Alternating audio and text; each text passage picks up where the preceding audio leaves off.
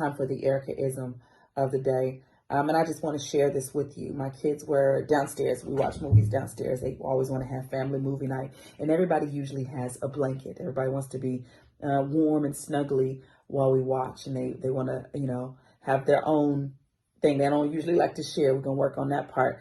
But it always makes me think. I always take every opportunity that God kind of prompts my heart, and I can give them a message that spiritually connects to how, they can relate to their walk with Christ.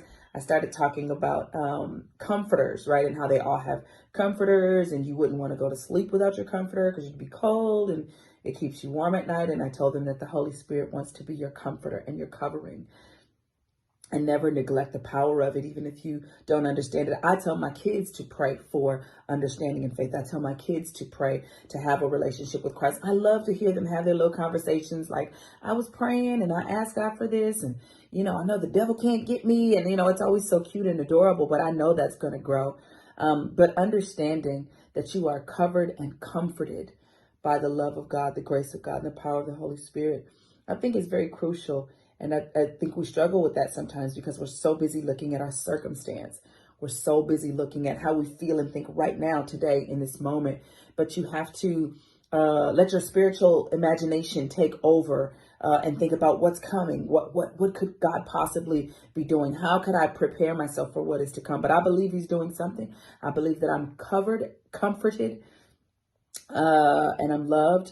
And that will guide me. Have you ever seen a little kid with the Superman cape, and they tie it and they run through the house, and it's just a blanket, but it's like a cape for them. I look at the covering of God like a cape for me.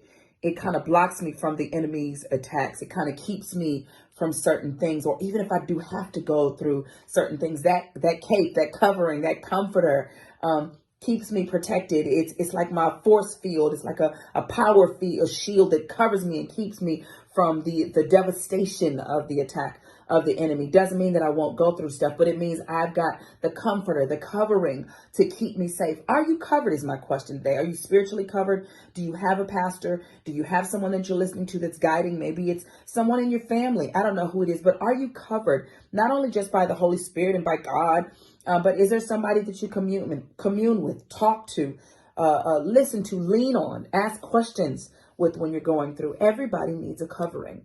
Who is your covering? What is your covering? Make sure that you got a good covering. All right. That is my Ericaism for the day. I love you and I mean it.